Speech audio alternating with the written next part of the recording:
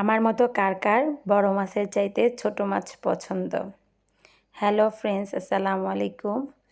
আজকে আমি ছোট মাছ রান্না করব। প্রথমে আমি আলুকে ঝিরি করে কেটে নিয়েছি।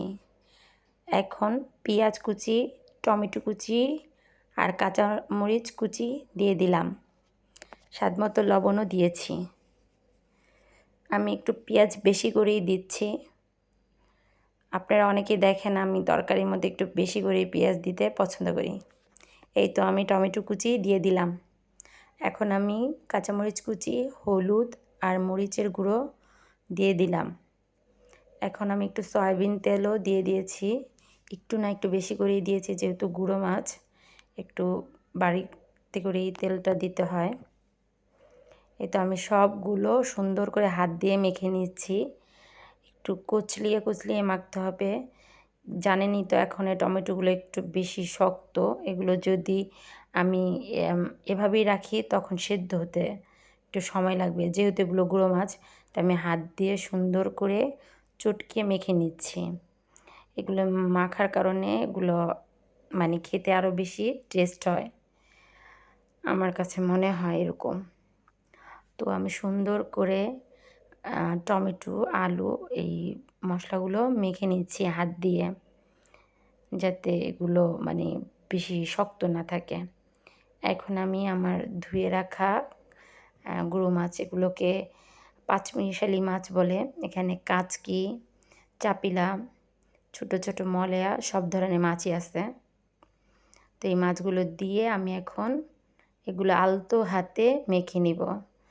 বেশি চটকে মাখা যাবে না, নয়তো গুঁড়ো মাছ যেহেতু নরমগুলো নষ্ট হয়ে যাবে। তাই দেখেন আমি হালকা হাতে এগুলোকে মাখছি। দেখেন আমার হাতের দিকে খেয়াল করবেন, আমি সুন্দর করে হালকা করে এগুলো মেখে নিচ্ছি, যাতে মাছগুলোর সাথে সুন্দর করে মশলাগুলো লেগে যায়। আমি এগুলো সুন্দর করে কড়াইয়ের মধ্যে ছড়িয়ে নিলাম।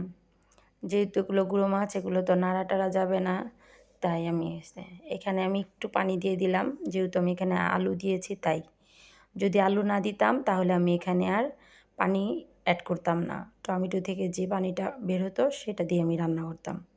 আলু দেওয়ার কারণে আমি এখানে টমেটো দিয়েছি। এই যে দেখেন কি সুন্দর। এটা ফার্স্ট আমি ঢাকনাটা খুললাম।